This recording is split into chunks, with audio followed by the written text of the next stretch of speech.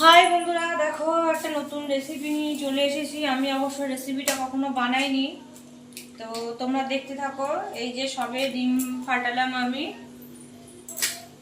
এই যে ডিমের মধ্যে একটু লঙ্কা কুচি দিলাম। আমি এখানে 3টে ডিম দিয়েছি, তোমরা চাইলে লোক বিষয়ে অনেক ডিম দিতে পারো, কোনো অসুবিধা নেই। তো চলো, এর মধ্যে আমার একটু ময়দা মিক্স করতে হবে। এই যে একটু লবণ দিয়ে দিলাম, পরিমাণ মতো লবণ দেবে। এবার এর সঙ্গে একটু ময়দা মিক্স করব। এটারে ভালো করে একটু ফেটিয়ে নিতে হবে, যেমন ফাটাবে তেমন হবে।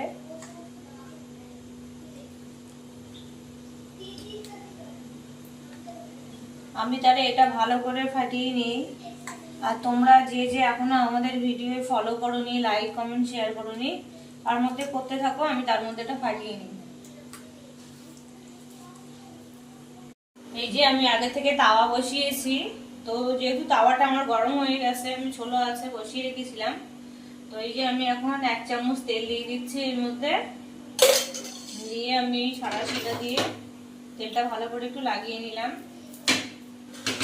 এবার যে আমার এটা ডিম, কাঁচা লঙ্কা আর লবণ আর ময়দা যেটা মিক্স করা ছিল, এটা আমি এবার এর মধ্যে ঢেলে দেবো। যত পাতলা করবে টেস্টটা ঠিক ততটাই হবে।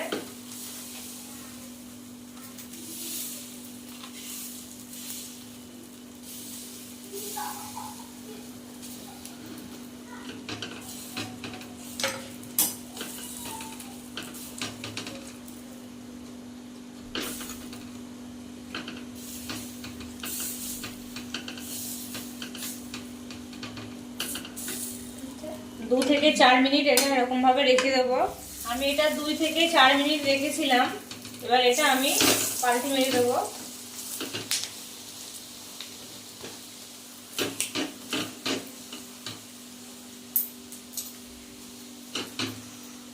একটু তখন আমি 1 চামচ তেল দিয়েছিলাম, আর এখন একটু হালকা করে 1 চামচ তেল দিয়ে দেবো।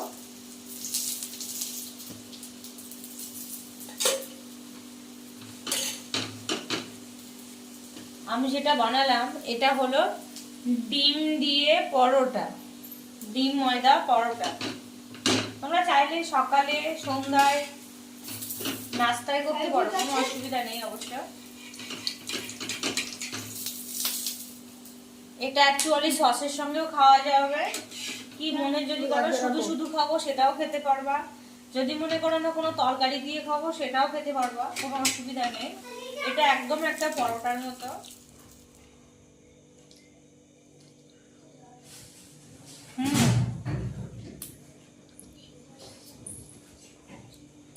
একদম ফাটাফাটি, না খেলে বোঝাই যাবে না যেটা এত সুন্দর টেস্ট, এত সুন্দর টেস্ট। তোমরা চাইলে কিন্তু ঘরে ট্রাই করতে পারো। আর যদি তোমরা আমার চ্যানেলটায় লাইক শেয়ার কমেন্ট করো, তো আমি আরো আগামী দিনে ভালো ভালো রেসিপি নিয়ে তোমাদের সামনে আসবো।